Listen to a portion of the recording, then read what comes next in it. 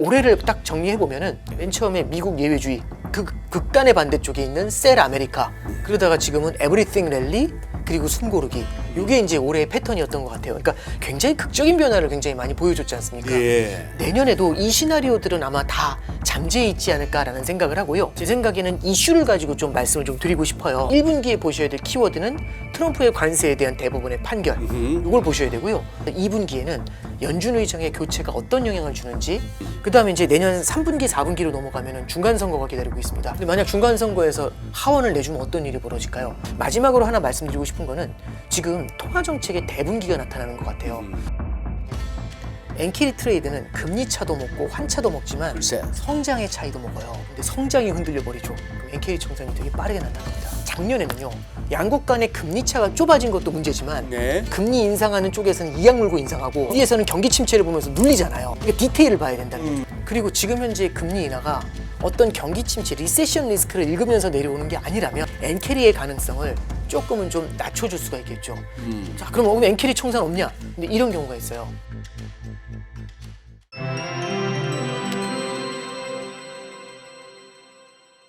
자, 지금 이번에 뭐 그거부터 해봐야겠다.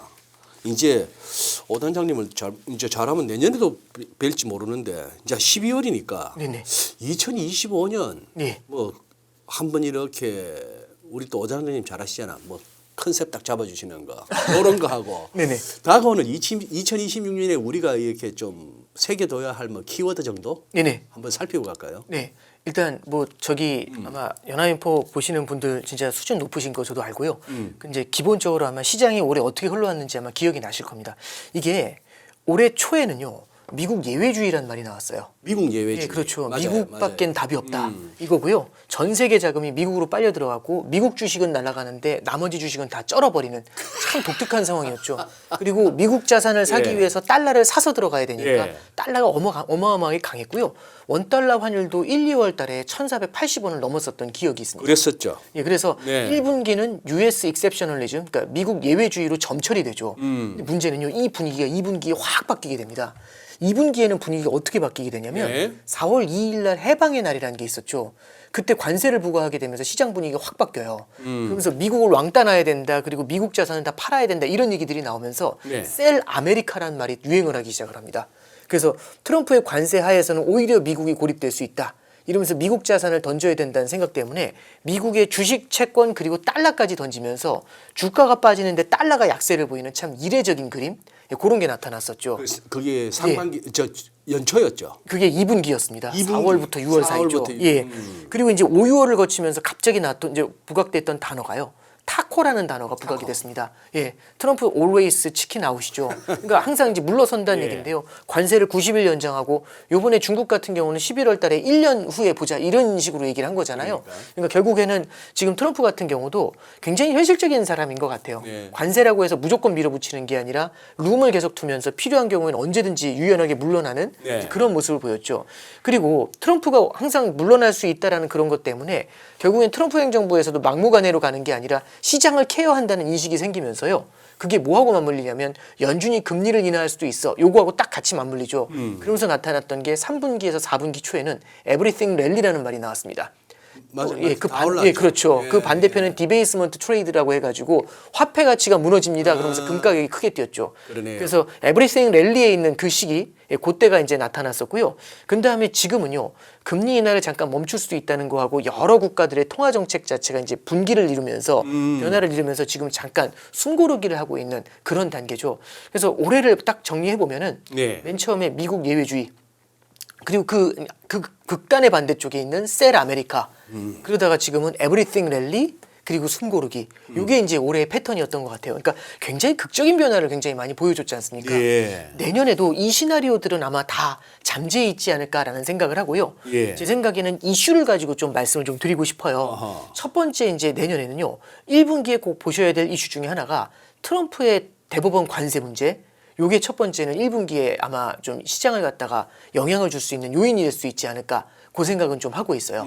이 관세가 뭐가 문제가 되냐면 상호 관세가 위헌이 됐었을 때는 관세 수입을 통해서 경기를 부양하려고 하거나 관세 수입을 통해 가지고 재정 적자를 메우려고 했던 노력들 있죠. 네. 이런 게 희석이 될 수가 있습니다. 그렇죠. 예, 그렇기 때문에 이 상호 관세가 위헌이라는 게 단순히 관세의 문제에서만 끝나는 게 아니라 예. 미국의 재정 관련 이슈들 혹은 성장 관련 이슈들하고 연관이 있기 때문에 이런 것들은 예상외의 시장에 영향을 줄 수도 있지 않겠는가. 그래서 1분기에 보셔야 될 키워드는 트럼프의 관세에 대한 대법원의 판결. 이걸 보셔야 되고요. 두 번째는 5월 달에는 연준 의장 교체가 있습니다. 연준 의장 교체 같은 경우는 파월 의장에서 누구로 바뀔지는 모르지만 지금 현재 시장에서 예상하는 거는 결국에는 약간은 트럼프 친화적인 인물이 연준 의장이 되지 않겠어? 그래서 뭐 케빈 해시가 될 수 있다든지 케빈 어시가 되든지 네, 예. 누군가 이제 한 사람이 이제 연준 의장이 될 거지 케빈 않습니까? 중에 한 명. 네, 그렇습니다. 근데 이제 얘기가 나오는 거는 그런 거죠. 지금 현재 트럼프 행정부에서 스티브 마이런이라는 사람을 연준 이사회에 끼워가지고 FOMC에서 그 사람이 계속해서 뭐라고 해야 될까요? 좀 돌출 행동을 많이 하고 있어요. 이번에 점 찍어 뭐 예, 그렇죠. 저 밑에 찍어. 찍어버리고 그러잖아요. 이 사람이 1월까지 해요. 1월이면 물러나는데 5월에 파월이 임기가 만료되잖아요.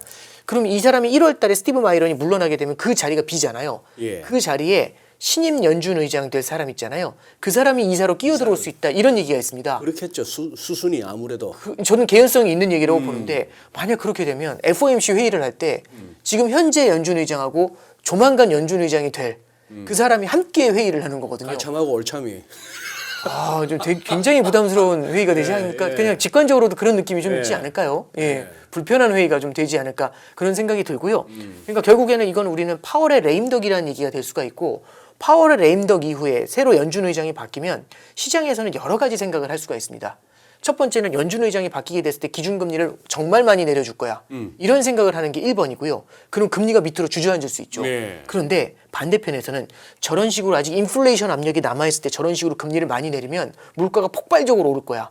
그러면서 되려 시장금리가 올라가는 영향은 나타날 수도 있겠죠. 네. 이러면 기준금리를 낮춤에도 불구하고 시장금리가 올라가는 기현상이 나타날 수도 있어요. 자, 이걸 제가 그래프를 보면서 하나 좀 말씀드려 볼게요. 그래프? 잠깐 그래프 네, 한번 보시죠. 네. 참 독특한 그래프인데요. 이거 보시면은 이게 파란색 선이 미국의 기준금리예요. 그리고 빨간색 선이 2년 국채금리입니다. 2년짜리. 예, 참고로 2년짜리 국채금리는 연준 통화정책 영향을 많이 받아요. 근데 잠깐 보시죠. 기준금리가 작년 9월 달부터 인하가 되기 시작을 해서요. 지금 총 175bp가 인하가 됐어요. 그래요. 예, 그렇죠. 그러면 175bp 금리 인하가 됐으면 이때보다 시장금리가 많이 내려와야 되잖아요. 이때 시장금리가 요거거든요. 네. 지금 똑같아요. 그러네. 2년 금리입니다, 지금. 기준금리만 내려와. 네, 그렇죠. 그러니까 기준금리에 영향을 많이 받는다는 2년 금리도 많이 안 내려왔죠, 생각보다. 예. 잠깐 보시죠. 그러면 조금 영향을 덜 받는 기준금리에 예. 10년 금리 한번 볼게요. 예. 10년 금리 한번 잠깐 보시면 10년 금리 지금 여기 있죠. 뭐야 더 얘를 옆으로 올라버렸네. 쭉 가져오면은 와, 기준금리 인하하기 전으로 돌아가요. 그러네요. 되게 독특하지 않나요? 네네. 그러면 이때였는데 이때 기준금리 인하가 시작이 됐는데 오히려 금리가 올라버린 겁니다. 기준금리를 175bp 인하했음에도 불구하고 그렇죠? 네. 그러면 이제 2년 10년 보셨는데 20년 30년 어떨 것 같으세요? 20년 30년이 부담스러울 것 같지 않으세요? 10년보다 더 올라간 거 아닌가 혹시? 보시죠. 지금 20년 30년은 같이 그려놨습니다. 그래서 예. 빨간색하고 검은색인데 그냥 거의 같이 붙어 움직이니까 보시면은요. 아이고. 여기 보시면 지금 요거잖아요. 깝깝하네. 탁 와 보시면 요로 옵니다. 느낌이 어떠세요? 기준금리 175bp 인하하기 전보다 전이나 그렇죠. 똑같다. 그 전으로 오히려 그거보다 또 높은 수준을 보인다고도 볼 수가 있겠죠. 예. 그럼 이거는 뭘 설명하는 걸까요? 기준금리는 누르는데 장기금리가 끌려 올라오는 참 독특한 상황이죠. 예. 혹시 그거 기억나세요? 파월 의장을 자르겠다라고 트럼프가 얘기했는데 그걸 안 자르고 있었던 이유가 있죠. 그 사람 있잖아요. 베센트가 스콧 베센트가 만류를 하죠. 그래요. 왜냐하면 지금 상황에서 어차피 내년 5월이면 나갈 건데 왜 지금 자르냐? 연준의 독립성 이슈가 생기면서 장기 국채 금리에 불안을 가져올 수 있다. 이런 얘기를 했기 때문에 참았던 거거든요. 네. 그럼 그 얘기인즉슨 트럼프 마음대로 파월을 자르기도 힘들었다는 얘기잖아요. 예. 왜냐하면 독립성을 건드릴 수 있으니까. 그러면은 누가 들어오든지 간에 금리를 마구잡이로 내린다고 할 때 만약 이게 인플레이션을 자극하게 되면 채권 시장에서 어떤 반응을 보이게 될까? 이제 요거 차트를 보면서 우리가 한번 고민해 볼 수 있지 않을까? 그런 생각을 좀 했습니다. 네네네. 그래서 저는 이번에 이제 FOMC에서 기준금리 인하까지 나왔잖아요. 네. 그 기준금리 인하를 바라보면서 175bp 인하 이후의 시장금리의 상황들 요렇게 한번 잠깐 정리를 좀 해봤어요. 그래서 그 얘기를 하면서 2분기에는 연준 의장의 교체가 어떤 영향을 주는지 그 얘기가 아마 제 생각에는 시장에 조금 영향을 주지 않을까. 특히 채권 시장에 영향을 줄 것 같고요. 그다음에 이제 내년 3분기, 4분기로 넘어가면은 중간 선거가 기다리고 있습니다. 그러네요. 중간 선거가 11월입니다. 예. 기억하시겠지만 16년도 11월 9일 날 트럼프 대통령이 1기에 당선됐을 때 대통령 상원 하원을 다 공화당이 차지했었거든요. 일기에도. 예, 그렇죠. 근데 18년도에 중간 선거에서 패배하면서 민주당한테 하원을 내줘요. 그 다음에 참 힘들었거든요. 근데 이번에도 이제 똑같죠. 작년에 트럼프 대통령이 대통령 상원 하원을 차지했죠. 네. 근데 이제 내년에 11월에 중간 선거입니다. 예. 근데 만약 중간 선거에서 하원을 내주면 어떤 일이 벌어질까요? 그러면 이제 저도 뭐 정치 전문가는 아닙니다만 이렇게 됐었을 때는 레임덕이 빨리 올 수 있다 이런 전망들도 있습니다. 그럼 트럼프가 중심이 돼서 펼쳐왔었던 정책들에는 영향을 줄 수도 있겠죠. 그렇죠. 그럼 이제 잠깐 생각을 해보면 그럼 뭐 트럼프가 설마 하원에서 질까? 지금 트럼프의 지지율이 굉장히 낮아졌어요. 그리고 또 하나는 얼마 전에 마이애미에서 저기 민주당한테 자리를 내주게 되죠. 그 뭐 한 28년인가 30년 만에. 네, 그렇습니다. 네. 저는 굉장히 상징하는 바가 크다고 생각하고요. 이게 이제 문제가 뉴욕 시장 선거에서 조란 맘단이라는 사람이 당선이 돼요.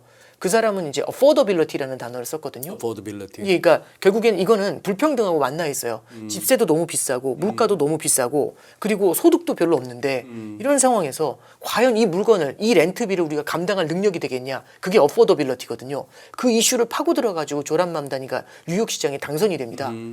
그래서 트럼프가 직접 불러가지고 사회주의자로 욕하다가 불러가지고 막 악수하고 그랬잖아요. 악수하고 예. 그럼 이제 요거는 뭘 상징하냐면 중간 선거를 앞두고 트럼프 입장에서도 고민하는 게 여러 가지가 있지 않을까요?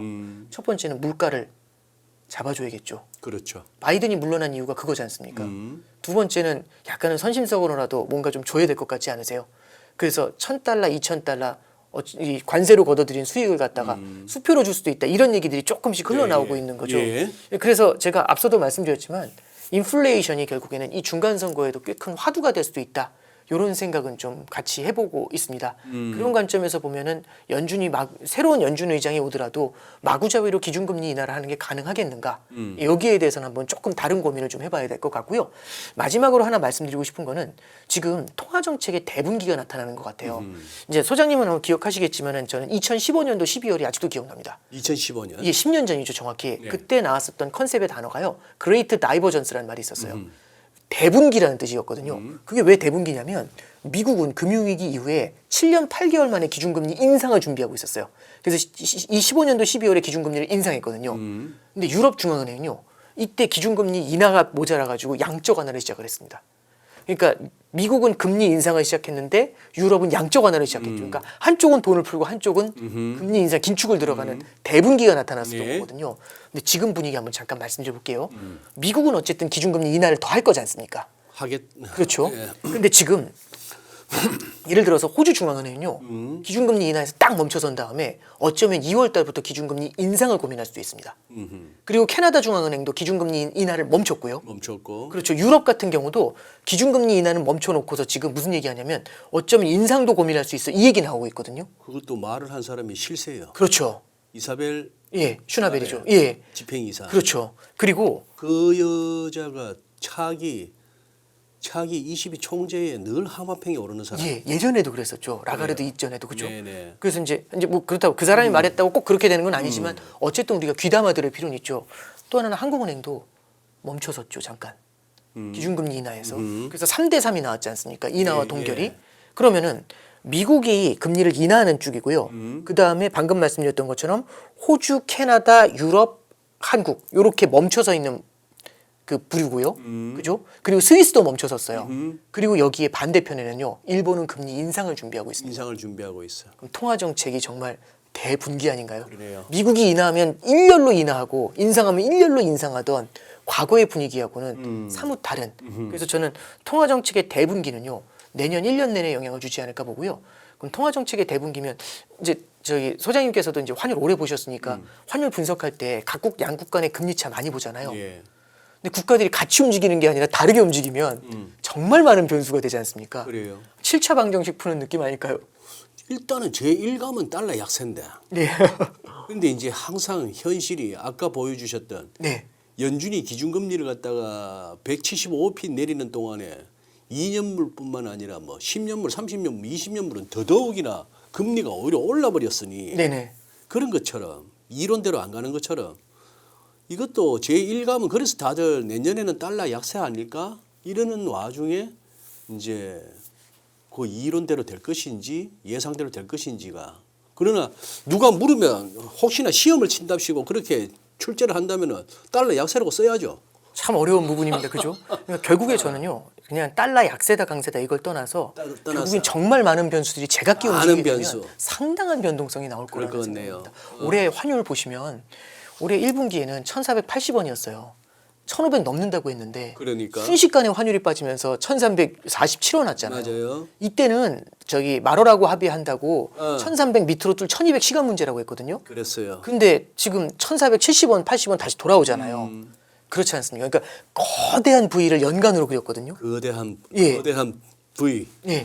내년에 그런 모습이 똑같이 나올지는 모르겠지만 다른 것보다도 특정한 방향성보다도요. 저는 예. 변동성이 상당히 높을 거라는 변동성. 생각을 해보게 됩니다. 그래서 이제 정리 다시 해드리면은 결국에 내년 보실 때는 1분기에는 관세 대법원 판결, 2분기에는 연준 의장의 교체, 그 다음에 3, 4분기, 4, 4분기에는 중간 선거, 그 다음에 또 하나 연중으로는 통화 정책의 대분기.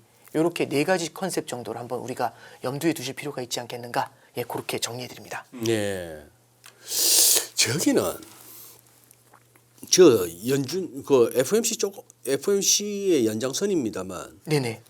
어쨌거나 월 당분간은 내년 한 4월까지는 월간으로 400억 달러 정도의 T빌 그러니 만기 1년 이내 거로 짧은 걸로 해서 사겠다는 거 아니에요. 네, 그렇습니다. 자 이걸 갖다가 QE는 아니라 그랬고 네네. 무슨 뭐 Reserve Management Purchase 네. RMP 뭐 네, 용어는 그렇습니다. 용어야 네. 그렇다 치더라도 네네. 이것도 그러면 2019년처럼 not QE네. 일종의 연준 그런 말 거죠. 맞다나. 예, 그렇죠. not QE. 돈 풀린다는 거는 본질적으로 같은 거 아니에요? 그렇게 생각합니다. 그러니까 결국엔 그거죠. 그러니까 이런 거죠. 이제 소장님하고 막 제가 싸웠는데 이제 제가 소장님한테 돈을 드려야 되는 거예요. 그러면서 제가 이제 드릴 때 너무 기분이 나쁘니까 소장님 좋아해서 드리는 거 아니에요 하면서 돈을 드려요.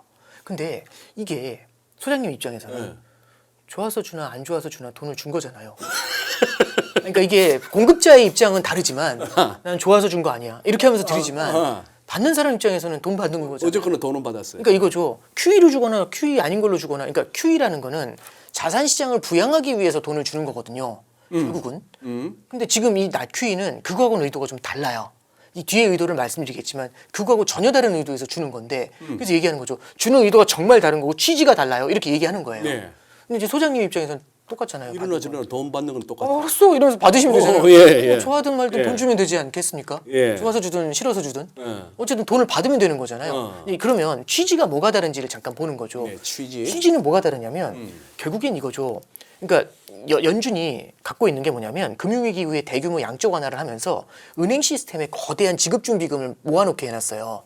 그럼 은행은 4.5조 달러나 되는 거대한 이게 지급준비금 은행의 선택이나 판단이 아니고 그렇게 할 수밖에 없었던 거예요. 이게 법정 지급 준비금을 넘어서는 초과 지급 지준. 예 그렇습니다. 초과 지준이 excess 들어갑니다. reserve잖아요. 네. 근데 돈이 딴 데로 갈 수가 없게 해놨어요. 왜냐하면 초과 지급 준비금에 대해서 이자를 높게 줬거든요. 글쎄. 그럼 연준 다른 시중은행 입장에서는 연준에만 박아놓으면은 무리형으로 이 높은 이자를 받는데 다른데 막 여기저기 대출해줘봤자 이거보다 금리가 낮거든요. 그럼 못하러 대출을 해줍니까? 그래서 지급준비금에 돈이 많이 모여 있었어요. 이 양적 완화의 의도가 여러 가지가 있는데 그 중에 하나가 뭐냐면 은행들이 지급준비금이 많아지잖아요. 그럼 캐시가 생겨요. 예. 그러니까 이거죠. 2008년으로 돌아갑니다. 네. 글로벌 금융위기 때 은행들이 막 무너진다고 하잖아요. 네. 그때 제가 그래요. 저도 은행인데 은행 안 망합니다. 딱 그래요. 그러면 물어보실 거 아니에요. 증거 대봐. 그러면 저를 믿으세요. 이거 안 통하죠. 어떤 게 통하냐면 자 보십시오 하면서 딱 열었더니 캐시가 이만큼 있어요. 어허. 지급준비금 이만큼 쌓여있어요. 얼마나 드려요? 이렇게 얘기하면 안 망하는구나. 내가 나한테 놔줄 돈 있네? 이 생각이 들잖아요. 그러면 오케이 이렇게 끝나버리죠. 그래서 양적 완화를 통해서 지급준비금을 어마어마하게 늘리게 됩니다. 그런 상태에서 금융위기 이후에 QE가 양적 완화가 활성화되다 보니까 이 은행 시스템에 지급준비금이 넘쳤어요. 네. 근데 여기서 문제가 하나 생기죠. 잠깐 보세요. 제가 차트 보면서 말씀드리면 예. 이게 은행들의 지급준비금 추이예요. 이렇게 지급준비금이 2조 4천억 달러 이렇게 늘었다가 여기 2017년도에 뭘 했냐면 양적 긴축을 시작해요. 2017년도 9월부터. 양적 긴축을 시작하게 되면 이 지급준비금이 조금씩 줄어들게 됩니다. 그래서 지급준비금이 막 줄어들게 되죠. 네. 옛날로 돌아가면 되겠네 하면서 이제 계속 줄였어요. 그래서 네. 절반 정도로 줄였거든요. 근데 예. 으악 하고 난리가 납니다. 그때가 몇 년도죠? 19년도 9월입니다. 이거를 레포 때문에 생긴 레포 발작. 레포 발작 현상입니다. 이게 이렇게 보시면 될 것 같아요. 경제 규모가 옛날보다 커졌고 금융시장도 옛날보다 커졌고 금융위기 이후에 금융 시스템이 약해진 점도 분명히 있어요. 그러다 보니까 옛날보다는 훨씬 많은 유동성을 지급준비금에 박아놔야 예. 금융 시스템이 안정적으로 옛날처럼 돌아가는 거죠. 옛날보다 많은 지급준비금이 필요한 거예요. 그래서 제가 물어보는 거죠. 그럼 많으면 얼마나 있어야 돼? 모르죠. 그렇죠. 모르죠. 그래서 이때는요 난리가 나니까 이때 아까 말씀하셨던 낮QE 이게 양적 완화를 위해서 주는 게 아니라 지금 금융 시스템이 난리가 났어요. 이거 메우기 위해서 돈을 주는 거야. 해가지고 이거 QE 아니야? 이러면서 돈을 줬던 게 이때 19년도 9월입니다. 자, 맞아요. 그렇죠. 그 상태에서 이제 드디어 뭐가 일어나냐면 양적 완화가 코로나 때 한번 크게 일어난 다음에 이걸 줄이기 시작했어요. 그래서 양적 긴축으로 계속 줄여나가고 있었거든요. 양적 긴축으로 지급준비금을 계속 줄여나가는데 이제 여기서 문제가 하나 생깁니다. 어떤 문제가 생기는 거냐면 이런 거죠.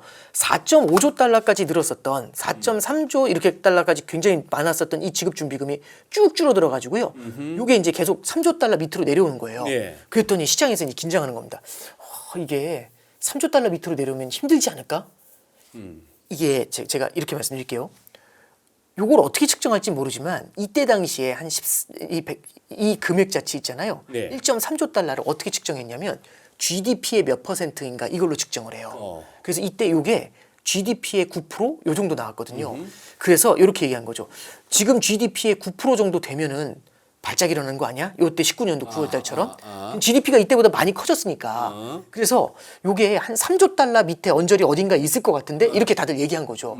그러면 이제 이런 거죠. 그럼 얼마야? 그럼 누군가 갑자기 나왔어.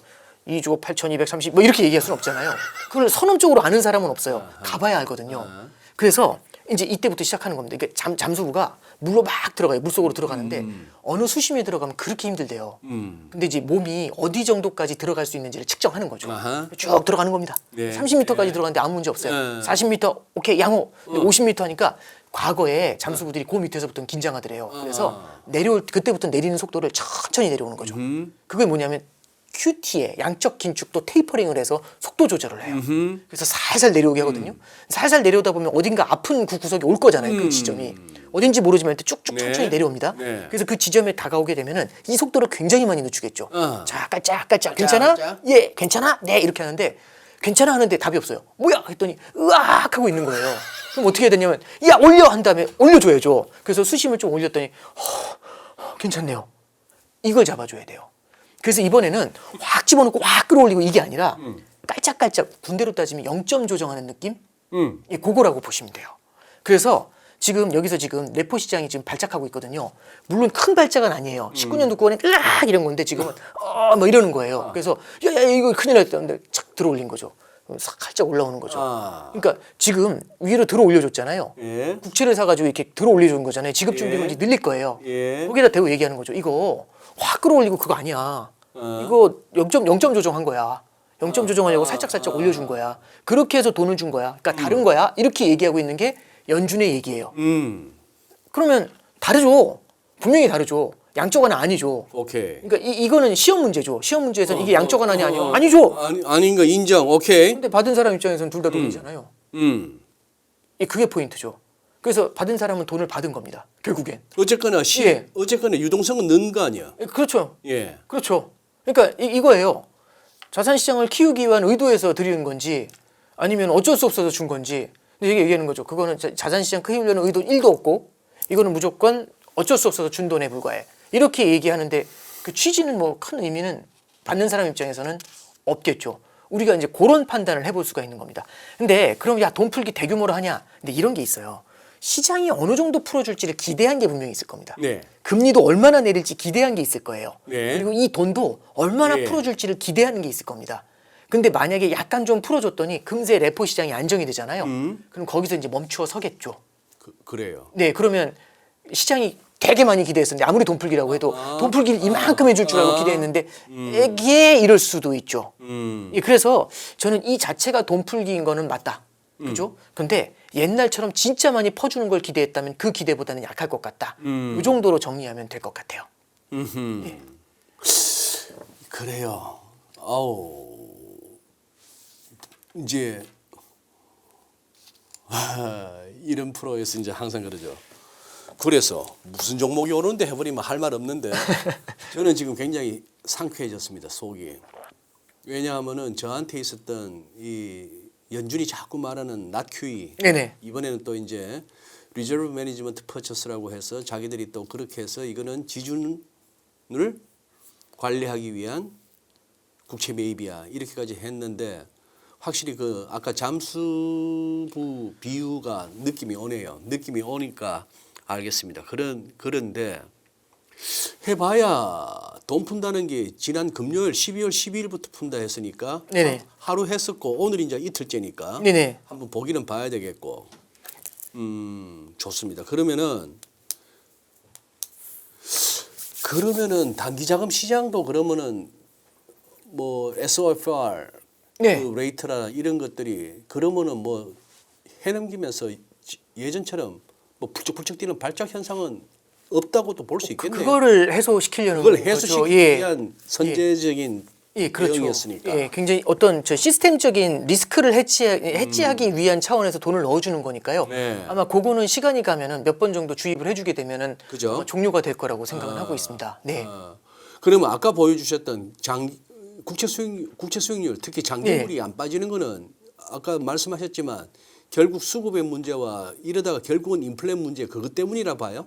이게 몇 가지가 있는 것 같아요. 글쎄, 예. 그게 수수께끼예요. 예, 일단 첫 번째는 기준금리를 인하하는 건 맞는데 기준금리 인하가 과연 어떤 영향을 줄 것인가 이건 것 같아요. 그러니까 이게 예. 물가가 여전히 연준의 목표치를 갖다가 한참 넘어서 있거든요. 네. 참 신기한 건 22년 3월부터 연준의 목표치인 2%를 넘어섰어요. 어허. 22년 3월부터 지금이 26년 12월이니까 예. 벌써 4년이 넘게 4년인가요? 그렇죠. 4년 6개월 정도 연준의 목표치를 넘어 있는 거거든요. 그렇죠. 3년입니다. 죄송합니다. 3년 6개월 정도 연준의 목표치를 넘어 있는 거거든요. 그러면은 지금 이 인플레이션이 상당히 오래 갈 수 있다라는 인플레이션 고착화에 대한 두려움이 커져 있는데 네. 이런 상태에서 기준금리를 인하한다. 어. 그러면 이거 특히 이제 한두 번 인하하는 게 아니라 마구잡이로 인하한다. 그러면 이게요 인플레이션을 자극할 가능성이 있습니다. 장기적인 관점에서. 그럼 단기 금리는 끌어내리지만 장기 금리가 올라가는 그런 우를 범할 수도 있죠. 네. 그리고 두 번째는요 재정 적자에 대한 리스크도 분명히 남아 있는 것 같아요. 그렇겠죠. 네네, 예, 그렇습니다. 그래서 이 재정 적자에 대한 리스크는 비단 미국만의 문제는 아니고요. 일본도 여기에 해당되고 유럽도 해당되고 미국도 해당되고 영국도 해당이 됩니다. 뭐 우린들 네, 그렇습니다. 않죠. 예, 그래서 이런 국가들의 금리가 뛰어 올라가는 모습들을 좀 한번 우리가 지켜볼 필요가 있는 거고요. 네. 그다음에 세 번째는 일본하고도 좀 연관이 되는 것 같아요. 지금 일본의 국채 금리가 걷잡을 수 없이 뛰어 올라오고 있거든요. 예. 그래서 일본의 국채 금리가 뛰는 게 분명히 미국을 비롯한 다른 국가들의 국채 금리에도 영향을 주고 있는 것 같아요. 자, 그러면 그걸 어떻게 알 수 있냐? 잠깐 보시면은요. 첫 번째는 베센트 재무장관이 일본에 가서 그 얘기를 했었어요. 지금 그 에이펙 정상회담 직전에 가서 그 얘기를 하거든요. 무슨 얘기를 했냐면 일본은 기준금리 인상을 해서 인플레이션을 좀 제압할 필요가 있다. 이런 얘기를 해요. 기준금리 인상을 안 해주고 기준금리를 낮춰놓잖아요. 엔화가 약해요. 예. 그러면은 수입 물가가 올라가니까 일본 내 인플레이션이 안 잡히죠. 예. 그럼 일본의 장기 금리가 끌려 올라와요. 그럼 일본의 장기 금리가 너무 높으면 미국이 장기 금리를 내리고 싶어도 일본의 장기 금리가 너무 높으니까 많이 못 내려오는 거죠. 그래가지고 야 이러면은 미국이 지금 베센트는 10년 국채 금리 내리고 싶은데 글쎄. 못 내리니까 얼마나 불편하겠습니까? 예. 그래서 일본한테 경고를 한 거죠. 너네 엔약세 만들지 마라. 이제 이런 뉘앙스의 경고를 한 거죠. 그래서 베센트가 이런 경고를 했다라는 점을 미루어 봐도 일본의 장기 금리 상승이 다른 국가에도 영향을 줍니다. 이건 하나 좀 리즈닝을 할 수 있어요. 근데 하나만 더 가면 뭐가 있냐면 일본은요. 지금 이런 거죠. 일본이 지금 이제 기준금리 인상을 준비한대요. 근데 일본이 기준금리 인상을 준비하는데 무슨 얘기를 하냐면 이거 기준금리 인상하다가 혹시라도 좀 국채금리가 너무 많이 뛰거나 이런 문제가 생기게 되면은 장기국채 매입할 수 있어 이렇게 얘기해요. 일본이 얘기하는 양적 완화의 장기국채 매입은요 10년짜리 일본 국채 매입하는 겁니다. 그러면 일본은요 10년 언더에 있는 금리는 옛날에 YCC도 해가지고 눌러버린 적이 있거든요. 그렇죠. 10년 언더의 금리에 대해서는 일본은행은요 얼마든지 컨트롤할 수 있는 그런 능력이 있는 거예요. 그럼 10년 언더의 금리는 컨트롤할 수 있는데 그러면 10년 밖의 금리는 컨트롤이 어려울 수 있죠. 그렇죠. 그래서 잠깐 보시면은 일본 같은 경우는 금리가요 10년까지는 완만하게 올라요. 근데 10년 넘으면 이렇게 올라가요. 서버리죠. 네. 자 그러면 잠깐 요거 한번 볼게요. 금리 커브라는 걸 보시면 되는데 이게 예. 미국 국채 금리의 수익률 곡선입니다. 이거 잠깐 보시면은요. 지금 10년까지 이게 그 인베스팅닷컴에서 가져왔는데요. 예. 이게 커런트라는 거, 이 파란색 선 한번 볼게요. 파란색 선을 보면은 10년까지는 이렇게 올라오는데 10년 이상부터는 탁 튀어 올라가죠. 예. 그렇죠? 예. 그래서 여기까지 올라오는 곡선하고 여기로 올라가는 기울기가 달라요. 기울기가 달라. 예. 그래서 10년까지는 4.2인데 20년하고 30년은 어마어마하게 높아요. 그래서 20년하고 30년 아까 보셨지만 거의 안 내려왔잖아요. 되려 올라 버렸지 않습니까? 그래서 이걸 보면은 굉장히 10년 전과 10년 이후, 10년물 이전과 10년물 이후가 전혀 다른 금리 패턴을 보인다. 그래서 금리 커브가 이렇게 선다는 걸 보실 수가 있잖아요. 예, 그죠? 예. 하나만 더 볼게요. 네. 이게 일본 국채 수익률 곡선입니다. 아하. 일본도 마찬가지로요. 10년까지는 2%가 좀 안 되거든요. 10년 이후는 뭐 3.6까지 뛰어요. 허허. 예. 그래서 지금 40년 국채 금리는 우리나라 금리 넘었잖아요. 30년이라. 그러니까 오히려 지금 일본 국채 금리가 굉장히 빠르게 올라가는 게 지금 다른 국가들의 국채 금리에도 특히 미국의 국채 금리에도 영향을 주는 면이 분명히 있는 것 같아요. 그래서 여러 가지 요인들을 좀 함께 봐야 되겠지만 방금 전에 말씀드렸던 것처럼 일본의 영향, 그다음에 인플레이션에 대한 우려, 그다음에 재정 적자에 대한 리스크 이런 것들이 아마 이제 국채 금리를 쉽게 내리지 못하게 하는 그런 제한 요인이 되지 않는가 그렇게는 생각하고 있습니다. 그래요. 그러면 이제 FOMC는 지나갔는데 네네. 뭐 지표야 이제 오늘부터 해서 이제 하나하나 확인해 나가면 되겠는데 네네. 당장 19일이면은 금요일 날 네. BOJ가 네. 지금 올린다고 봐야죠, 금리. 그럴 것 같은데요. 그렇죠, 지금. 기정사실화 된 것 같은데요, 거의. 그래서 그렇게 된다면은 저기서도 그러면 또 혹시나 세론 엔케리 청산 말씀하시는 거죠? 아니 그거보다도 그 전에 이제 국채 JGB 일본 국채 수익률이 막 올라가다가 막상 또 금리 인상을 하니까 뭐 더 못 오른다 뭐 이럴 수도 있는 게 시장이긴 합니다. 네, 그렇습니다. 네. 그 전에 일단 엔캐리 뭐 이 얘기 나오면 늘 나오는 게 엔캐리 트레이드 청산. 네네. 우리 이제 자라보고 놀란 가슴이라서 예, 예. 제일 화끈하게 되었던 거는 금융위기 때였고 예. 그다음에 소소하게 한번 스크래치 났던 게 작년 8월이죠. 작년 8월이었고 예, 예. 이번에 그런데요 이거는 뭐 다들 지금 엔캐리 하면서 조심하고 있잖아요 지금. 그렇죠. 되게 얘기가 많이 나와요. 근데 아마 이제 소장님께서도 워낙에 경험이 많으시니까 아시겠지만 너무 많이 경계하고 있으면 그 일은 잘 안 일어나지 글쎄. 않나요? 이게 왜 그러냐면 전부 예. 이빨 꽉 물고 있다니까. 네, 지금 다 이제 준비하고 있는 거잖아요, 마음속으로. 근데 잠깐 좀 그 얘기를 좀 해드려 볼게요. 이게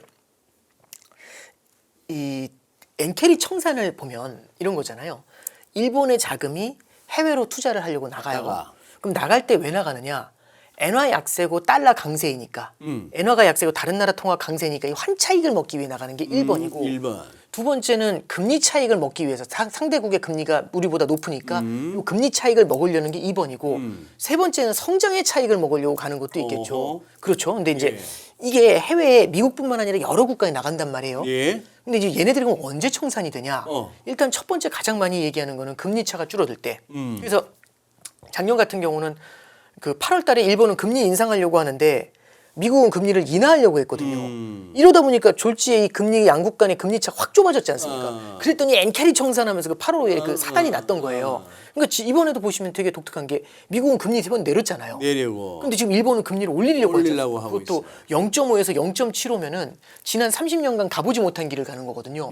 그럼 이건 엄청난 거야. 이런 시각이 당연히 생길 수밖에 네. 없는 것 같아요. 근데 약간 디테일을 좀 볼 필요는 있는 것 같아요. 디테일을? 무슨 디테일이냐면 네. 첫 번째는 엔캐리 청산이 될 때 이 조건 중에 하나가 뭐냐면 당장 금리를 인상한다 인하한다 이것도 되게 중요하겠지만 의지가 되게 중요한 것 같아요. 금리 인상을 했었을 때 그 다음에 의지 이게 되게 중요한데 잠깐만 가보죠. 제가 이걸 좀 가져와 봤어요. 일본이 참고로 작년 3월 달에요. 17년 만에 금리 인상이 들어가요. 작년 3월. 예, 그럼 17년 만에 금리 인상이면 이거 좀 뉴스 큰 거 아닌가요? 그렇죠. 그래서 이때 엔캐리 청산된다고 난리도 아니었어요. 작년 그때 3월 달. 마이너스 예. 0.1에서 플러스 0.1 예, 그렇죠. 갔던. 예, 그래서 3월 달에 야 이거 난리 났다 이랬거든요. 그래서 이게 금리 인상했는데 우에다 총재가 뭐라고 하냐면 이거 금리 인상 사실 별거 아니라고 크게 걱정하지 않으셔도 되고 앞으로 여러분들 괜찮은지 보면서 추가 인상할 거고 우리가 굉장히 신중할 겁니다. 혹시라도 시장 금리가 많이 뛰어오르면 우리가 양쪽 하나로 눌러줄 수 있고 걱정하지 않으셔도 된다. 돈워리 이런 식으로 얘기해요. 아하. 그러니까 금리 인상을 하면서 돈워리 하면서 막 이렇게 그러니까 이런 걸 비둘기적인 금리 인상이라고 하죠. 그러니까 이거 별거 아니니까 그러니까 때리지만 이거 약속 대련이야 뭐 이런 느낌 있죠. 돈피시 하이크네. 예, 그렇죠. 돈피시 하이크. 예, 그렇죠. 이렇게 한 거예요. 예. 근데 이러니까요 오히려 3, 4월 달에 엔화가요 금리 인상했는데 엔화가 그렇게 약해져요. 아하. 이때 162엔 나와요. 엔 약세가 너무 세지니까 이게 이때 기시다가 5월 달에 불러요. 24년 5월에 우에다를 불러요. 지금 엔화가 이렇게 약세니까 인플레이션 때문에 나 쫓겨나게 생겼다고. 그래서 기시다가 이제 압력을 넣어가지고 우에다가 이제 이를 악물고 오케이 그러면 시장 바짝 긴장하게 해줄게 한 다음에 금리 인상을 준비합니다. 그래서 24년도 7월 말에 BOJ 회의가 있었거든요. 거기서 이렇게 선포를 해요. 금리 인상 많이 할 수 있다고.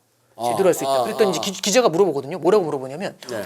그러면 지난 30년 동안 마의 벽이라고 했던 0.5도 넘길 수 있습니까? 이렇게 물어봤어요. 그랬더니 우에다가 한계는 없다. 뭐 이런 식으로 얘기를 합니다. 그 기사가 이렇게 그대로 있어요. 이게 24년 7월 31일인데 읽어볼게요. 일본은행의 단기금리가 최근 0.5 수준을 넘지 못해 이번에도 한계로 인식될 가능성에 대해서 우에다 총재는 특별히 의식하지 않는다. 이는 금리를 0.5% 위로 올릴 여지도 있다. 이 뜻으로 해석된 거예요. 그러면 이제 작년 7월 말에는요. 금리 인상을 하는 게 중요한 게 아니라 이악물었어. 이걸 보여준 긴축의 이악물었어. 긴축의 진심인 게 보인 거죠. 괜찮아 이게 아니라 긴축의 진심인 게 보인 거죠. 딱 이거 5일 뒤에 8월 5일이잖아요. 엔캐리 청산 나와요. 그래서 여기 잠깐 보시면 이후에 얼마나 뛰었는지 잠깐 보시죠.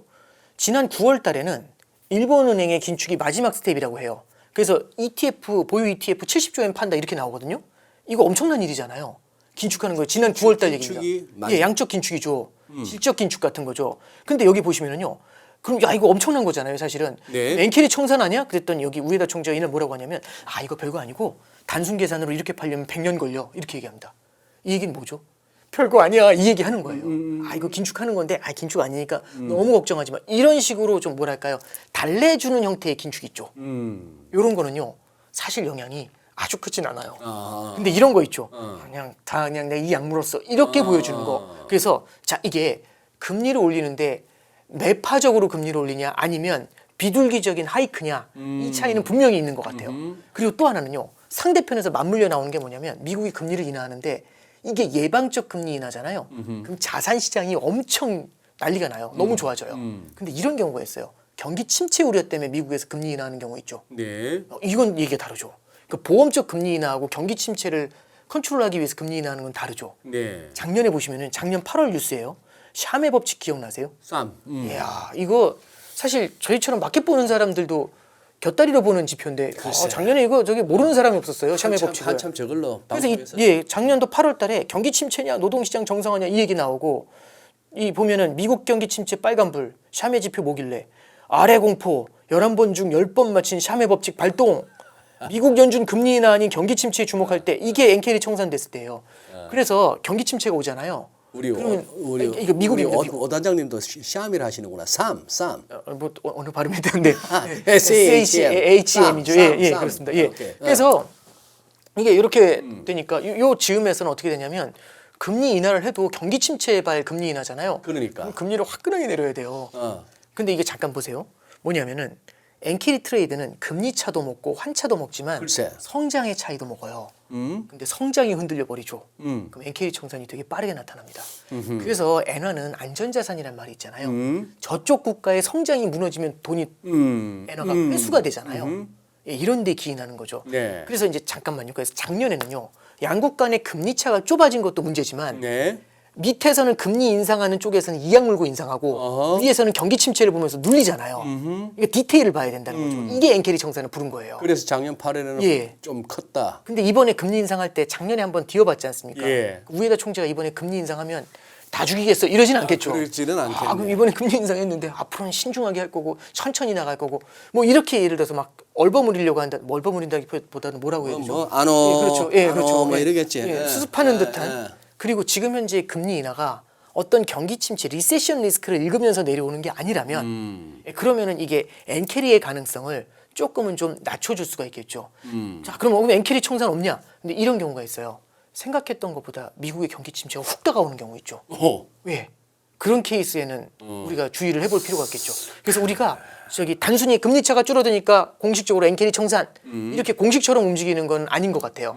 오히려 그 안에 있는 디테일을 조금 더 같이 보시자. 그래서 제가 뉴스 기사까지 이렇게 가져와서 한번 설명해 드렸습니다. 알겠습니다. 아니 그러면은 네네. 그러면은 그래 지금 이제 맞아요. 단순히 BOJ가 금리를 올린다고 해서 엔캐리 청산으로 연결시키는 거는 이제 방금 설명을 통해서 충분히 알았고. 네네. 근데 지금 네. 이렇게 우리 환율이 상당히 크리티컬한 레벨에 와 있고 시점에 와 있는 것 같아요. 네네. 이제 BOJ하고 맞물려 가지고 예를 들어서 BOJ 이후에 달러엔 환율이 뭐 푹푹 꺼지지 않는다 하더라도 네. 뭐 154, 153, 뭐 152 해서 150엔 쪽으로 이렇게 달러엔이 좀 흘러내리는 엔 강세로 나타나고 네네. 그것도 뭐 작년처럼 푹 떨어지는 게 아니고 그걸 쫓아가면서 우리도 환율이 이렇게 슬금슬금 내려가고 오늘처럼 갑자기 이렇게 당국하고 국민연금하고 외환 수합 했네 이런 소리 나오고 전략적 환해지도 좀 선보기로 했네 하면은 이거는 이게 스펙하는 롱돌이들은 이거는 데미지가 크기 때문에 이제는 실수급 측면이 아닌 외환 플레이어들의 어떤 롱 플레이는 상당히 좀 위축될 수가 있는데.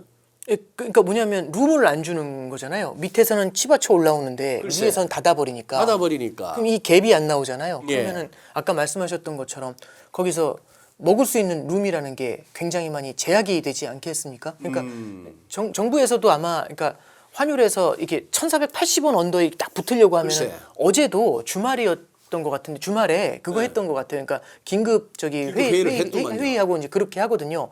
그럼 여기서 나타나는 건 뭐냐면은 당국이 외환 시장에 직접적으로 개입한다라는 것보다는요. 시점이 되게 중요한데요. 환율의 상승이 환율 레벨 자체보다도 환율의 상승이 굉장히 빠르게 진행이 될 때 네. 이런 거 내깔려 놔둬 버리면은 이게 사람이 그런 것 같아요. 오르면 더 오를 것 같잖아요. 글쎄. 그러면 달러가 필요한 사람들은 계속해서 달러를 더 살려고 하고 예. 달러를 갖고 있는 사람들은 어떻게든 더 쥐고 있으려고 하거든요. 음흠. 그러면은 뭐냐면은 안 생기던 가수요가 생겨나잖아요. 더 오를 것 같으니까. 예. 그런데 가수요까지 생겨나면은 수요가 폭발을 해버리니까 갖고 있는 사람은 안 팔고 싶잖아요. 그러면 수요가 공급이 더 줄어버리는 일이 벌어지죠. 그러면 시장의 그 어떤 상황보다도 훨씬 더 수급이 꼬이면서 환율의 상승세가 가파르게 진행이 될 수가 있습니다. 그리고 환율이 너무 빠르게 뛰면은 사람들의 심리적인 부담도 되게 커지죠. 왜냐하면 우리나라는 아직도 IMF에 대한 트라우마가 있기 때문에 그렇죠. 환율이 일정 레벨 이상으로 막 뛰어 올라가는 것에 대해서 굉장히 좀 심리적으로 부담스러워하는 면은 있어요. 네. 그래서 정부가 그 속도 조절을 하려는 거는 분명히 있는 것 같아요. 그러니까 오늘도 나온 얘기가 지금 외환 수합을 저기 국민연금하고 한다는 거지 않습니까? 650억 달러만큼 외환 수합을 한다는 얘기인데 이게 주는 효과는 분명히 있어요. 이게 어떤 거냐면 결국에는 국민연금이 650억 달러어치 해외에 있는 자산을 사고 싶어요. 그러면은 650억 달러만큼을 환전을 해서 그 달러를 갖고 나가야 되지 않습니까? 나가야 되는데. 그러면 이제 우리가 시장인데 지금 달러가 모자라서 난리예요. 근데 국민연금이라는 큰 손이 650억 달러를 더 사야 된대요. 그러니까. 그렇잖아도 달러가 부족한데. 그러면 환율이 하늘로 뛰죠. 야, 국민연금 그래요. 또 산대. 이러면 환율이 하늘로 뛰죠. 이럴 때 이제 한국은행이 전화하는 겁니다. 전화해가지고 오케이 국민연금하고 국민연금한테 한국은행이 갖고 있는 외환 보유액에서 650억 달러를 딱 잘라가지고 이렇게 꺼내와요. 그 다음에 국민연금한테 여기에 해당되는 원화를 준비하라고 하죠.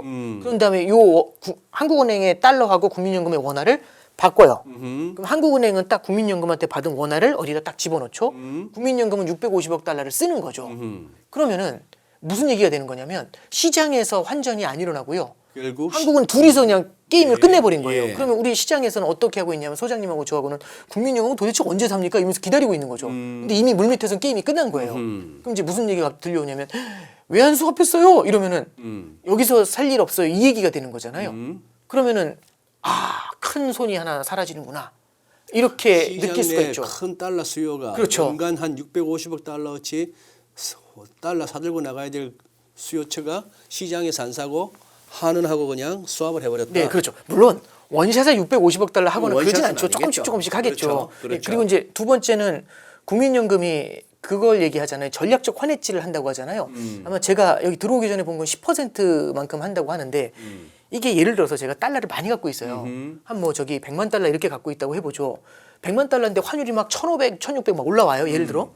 그러면 달러가 너무 올랐으니까 일부 정도 팔까 내지는 일부 정도 환해지를 할까 이렇게 할 수도 있죠. 한 10%만 환해지 해놓을까? 뭐 그럴 수 있지 않습니까? 너무 높아졌으니까. 그러니까. 90%는 열더라도 10% 정도는 닫을 수도 있잖아요. 예. 지금의 환율로. 그러니까 이제 이런 게 전략적 환해지인 거죠. 그래서 지금 전략적 환해지를 하게 되면 국민연금에서 전략적 환해지를 하잖아요. 그러면은 이게 보나마나 선물 매도를 쳐요. 그렇죠. 선물 매도를 치면은 그 반대편에서 전략적 환해지를 받아주는 반대편에서는 선물 매수를 받아주거든요. 그게 아마 은행에서 받아줄 거예요. 그럼 은행은 선물 매수를 받았잖아요. 어려운 얘기긴 한데 그래서 바로 그러면 현물 그렇죠. 매도로 해야지. 현물에서 차입을 해가지고 달러 차입을 해서 현물에서 매도를 한 다음에 원화를 부여했다 나중에 선물을 정산하지 않습니까? 그러니까 이게 중요한 게 아니라 그냥 이런 거죠. 선물 매도를 하는 순간 반대편에서는 현물 매도가 나오는 거죠. 이게 환율 시장을 갖다가 안정시킬 수 있는 요인이 되니까 그렇죠. 아마 이제 오늘 나온 얘기들은 환율 안정의 요인하고도 조금은 맞물려 있지 않겠는가 뭐 그렇게 해석은 할 수 있을 것 같습니다. 지금 이렇게 봐서는 이렇게까지도 해서 1,500원이 열리면은 진짜 그때는 큰일인데 외환 당국이나 정부의 의지는 확고하네요. 1,500원에 근접도 못하게 하겠다. 거의 1,480원을 갖다가 거의 마지노선으로 삼은 것 같아요. 보니까 분위기가. 네. 런던장이나 이런 데서 NDF 시장에서 1,480을 가도 우리 본장에서는 1,480을 구경을 못하게 하잖아요. 못하게 하는데 지금 이런 조치가 나온다. 거기다가 만약에 달러 엔도 좀 밀려주고 뭐 전반적으로 달러 인덱스 기준으로 해서 모든 통화들이 즉 달러가 약세로 가지고 한다면은 그리고 시장 내 환투기 세력들의 롱플레이가 좀 수그러든다면은 환율 좀 막을 수는 있겠네.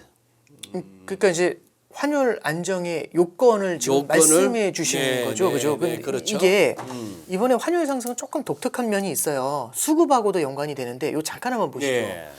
이게 뭐냐면 환율이 보통 뛸 때 보면은 우리나라 부도 리스크를 보면서 뛰는 경우들이 많죠. 그렇죠. 이게 레고랜드 사태예요.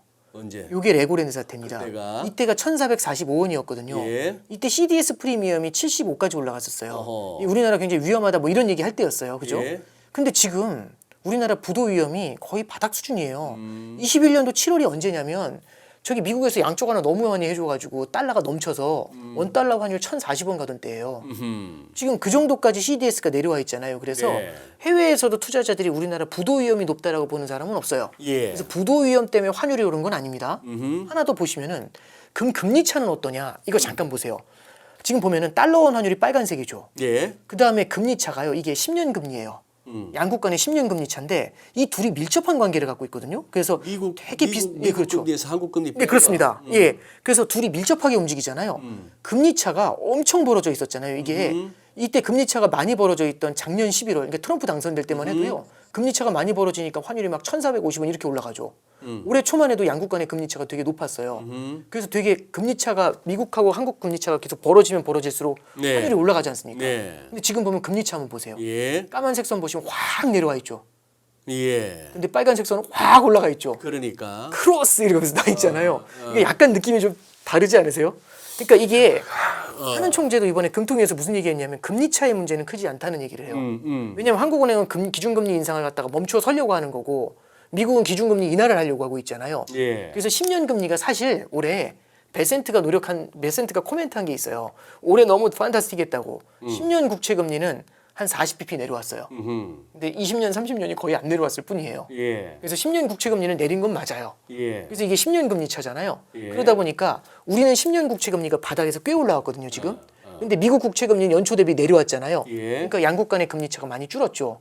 근데 만약에 기존에 있는 패턴대로라면 환율이 내려와 있어야죠. 근데 그렇게 움직이지는 않고 있죠. 그러면 금리 차라든지 아까 보셨던 것처럼 환율이 올라가는 게 부도 위험 때문이다. 이거하고는 차이가 좀 있는 것 같아요. 오히려 그것보다는 아까 말씀드렸던 것처럼 엔화와 관련된 요인, 원엔 동조화가 굉장히 강한 편이거든요. 그래서 앞서도 이제 그 말씀 해주셨죠. 엔화가 만약에 강세로 전환이 된다면 그러면은 원달러 환율도 안정이 될 가능성이 있지 않냐? 그럼 개인적으로는 그 개연성은 열려 있다고 생각을 합니다. 네. 그리고 이제 두 번째는 당국의 의지가 굉장히 강한 편이잖아요. 예. 당국의 의지가 이제 강하다면은 물론 뭐 1,500원이 뭐 일시적으로 위로 올라갈 수 있다. 뭐 이런 가능성이 열려 있겠지만 아마 환율이 올라가는 속도 조절은 지금처럼 지난 3개월간 엄청난 속도로 올라왔잖아요. 그 속도는요 분명히 둔화가 될 거라고 그렇게는 좀 생각을 하고 있습니다. 삼성선물에 센터장 하시다가 지금 저 정명희 이사 예. 예, 삼성선물에서 조만간에 그걸 하나 보던데 제가 이제 그걸 보다가 그 광고를 보다가 무슨 세미나 광고를 보다가 딱 한 줄이에요. 정명희 이사가 발표할 내용이 자기 실현적 원화 약세. 2025년, 26년에도 계속될 것인가 뭐 이런 식의 제목이었는데 그 표현이 딱 느낌 오지 않습니까? 자기 실현적 셀프 풀필링 원화 약세. 우리 환율에 분명 그게 있어요. 우리 기업들이나 우리 국민들 사이에 원화는 뭔가 좀 약해질 것 같은 심리죠. 심리. 그러니까 수급이 영향을 준다는 예, 건 맞아요. 공감하는 게 예. 그러니까 해외 투자 말씀해 주셨잖아요. 이게 서학개미뿐만 아니라 그렇죠. 우리나라 기업들도 관세 때문에 해외 직접 투자를 늘려야 되는 네, 상황이죠. 네. 그리고 정부도 3,500억 달러 관련 이슈가 있었잖아요. 그게 지금 2,000억 달러로 정부의 오블리게이션이 낮아진 건 팩트예요. 근데 그게 결국에는 10년, 20년을 갖다 텀을 두게 되면은 네. 물론 환전은 안 한다고 하지만 들어올 걸 빼내는 거잖아요. 그렇죠. 들어올 걸 못 들어오게 네. 만드는 거나 네. 다름없거든요. 그러니까 들어오자마자 그대로 보내버리는 거잖아요. 근데 그렇게 되면은 결국에는 해외 투자가 미래에는 늘어날 거라는 기대를 반영하게 되죠. 그러니까 이제 그런 것 같아요. 뭐냐면은 금융시장은 지금을 반영하는 게 아니라 미래를 반영하지 않습니까? 그러니까요. 맞아요. 그럼 미래 해외 투자가 정부, 기업, 가계 모두 늘어날 거라는 그런 기대감들. 그래서 해외 투자가 결국에는 늘어날 것이라는 그 기대감이 환율에도 좀 작용하는 것 같고 예. 그게 장기적으로 유지될 거라고 한다면은 요즘 그래서 환율의 뉴노멀 아하. 이런 얘기를 굉장히 많이 하시거든요. 글쎄. 예. 예. 개인적으로는 이 뉴노멀이라는 말이 어느 정도 레벨에서 뉴노멀이 되는지는 저도 잘 모르겠지만 과거 대비 과거의 그 뭐 1170원 이런 환율 보기는요 만만치는 않을 거라고 생각을 해요. 그래요. 예, 그렇지만 이게 또 하나 이제 볼 수 있는 거는 앞서 이제 말씀해 주셨던 것처럼 또 반대급부의 요인들도 점점 강해지고 있잖아요. 그리고 이제 환율의 단기에 급등한 만큼 숨고르기에 대한 얘기들도 있을 거고 이렇기 때문에 저는 이제 앞서도 말씀드렸던 것 중에 통화 정책의 대분기 말씀도 드렸지 않습니까? 네네네. 그래서 이게 우리가 앞으로 환율을 볼 때 일방적으로 빠른 속도로 계속 올라갑니다. 이런 것들보다는 속도 조절에 대한 이슈도 있을 것 같고 환율의 변동성 확대에 대한 이슈도 분명히 존재하게 될 것 같습니다. 그래서 그런 관점에서 좀 다양한 시나리오를 열어놓고 환율을 보시는 게 어떤가? 예, 그런 조언의 말씀을 드려봅니다. 그래요. 자, 어쨌거나 진짜 우리 오건영 단장은 진짜 일타 강사 맞아. 별 말씀이요. 저는 오늘 몇 가지가 이렇게 주신 그래프나 설명을 들으면서 저 나름대로는 아주 좀 이렇게 시원해진 부분이 많습니다. 우리 시청자분들은 어떠실지 모르겠는데 어쨌거나 또 오늘도 많이 배웠습니다. 아닙니다. 감사합니다. 네.